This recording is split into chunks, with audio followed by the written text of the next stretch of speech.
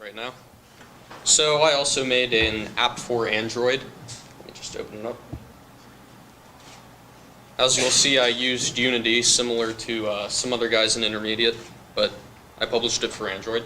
This is a tower defense game, for those who have not heard of that. In a tower defense game, there is a path. In mine, it's this gray line that snakes around. And enemies spawn at the top of it and follow it along and go to the end. And whenever an enemy gets to the end, it decreases the health, which you can see right there. If the health gets to 0, which I guess I'll let it show in a second, then you lose the game. Let's see that. Just kidding, let's not. So tower defense. So you have these towers you can select at the bottom right there. You can see them. And you place them on the map, and they try and destroy the enemies to defend the end of the map. But I was way too late, so there's a restart button up here, as you can see. Or I could just tap on defeat, which would also restart the game. So you'll see it generated a new map. I'll get into that in a minute, but let me just show these towers. So the first one doesn't do much damage at all. It shoots quicker than the other one, and it is cheaper. There's 10, costs 10, which it takes away from the funds.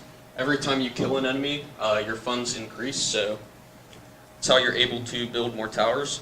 There's also a rocket tower, which is twice as expensive. It shoots exploding missiles, which deal a lot more damage. But then you have to sort of weigh that because it costs a lot more. So where strategy comes into this game is, first of all, where you're placing your towers on the map and which towers you're placing, because you want to sort of weigh the costs. Like, if I'm buying a $20 fund rocket, is it worth it, or should I just go with a bunch of cheap stuff? And you really have to weigh that to win the game. Also, let me show this extra little thing. It's not really a typical tower defense thing, but you can spawn in a plane which drops a bunch of exploding things over there. And you'll notice it's a lot cheaper than the turret, which is a way I can trick people who don't know what they're doing into wasting all of their money on cheap planes and then ending up screwing themselves over so that they're guaranteed to lose the game. And also, I thought it was nice. So let me talk about the way I generated the map here. So I'll just press restart. You can see it generates a bunch of different things. Let me try and find a terrible one. That one's pretty bad. So the way I generated these, it chooses a random point along the top. That's where it puts the first tile. And this is being done recursively. Then it goes down a random distance between like 2 and 5, I would say. Then it picks whether to go left or right randomly. And then once it hits a wall, it goes down a random... Oh. It goes down a random distance again. Then it, at some point, once it's gone a certain distance, it switches over and goes in the other direction, hits that wall, goes down a bit, switches back, goes down. The only issue with this is, like with the bad map I showed. Yeah, that's perfect. Sometimes, after it's bounced off the wall and it's going to hit the other side, it will actually randomly choose to go down. And then, so sometimes it actually chooses to never go off the wall. So in the future, I probably would have made an actually good algorithm, but I wanted to get to the other stuff. So I just went with this crummy, cheapo one. But it works out fine. What's in? Oh, one of the major problems with this game. I had these guys over here test it out a lot, and at first it was way too easy. You just placed everything at the beginning, and you're guaranteed to win. So I just had to fake making it look difficult. Then I changed it up a bit so that every time you kill an enemy, it increases the health that enemies will spawn with by like 4, let's say. I think that was the value. And, well, this made the game actually impossible.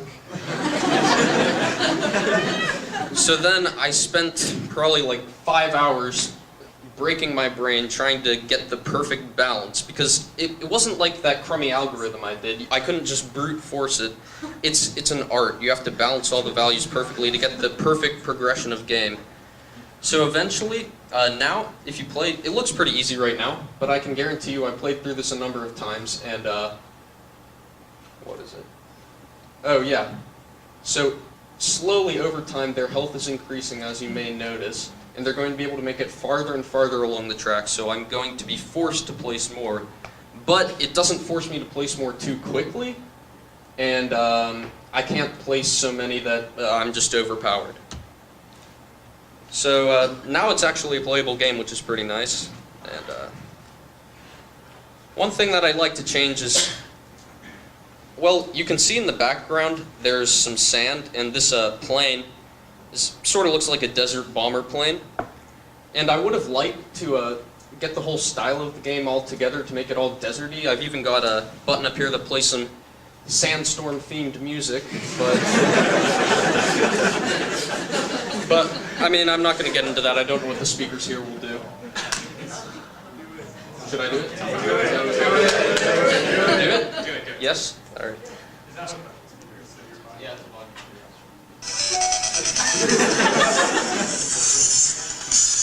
What's this song called? Darude Sandstorm. It's a classic. Truly a masterpiece. So what I would have done was restyle the appearance of the turrets. You can see they're all green and the rocket's green. That doesn't make any sense for the desert. You wouldn't throw that stuff out there. Also this track, it doesn't even look like asphalt, which already is bad. So I changed it to be more of a beaten desert path, like the kind of thing you'd see tanks rolling through Africa. So and related to this, you'll see I have this material design icon, and it has a tank that has the appropriate desert-style colors, but I did not have time to implement that in the game.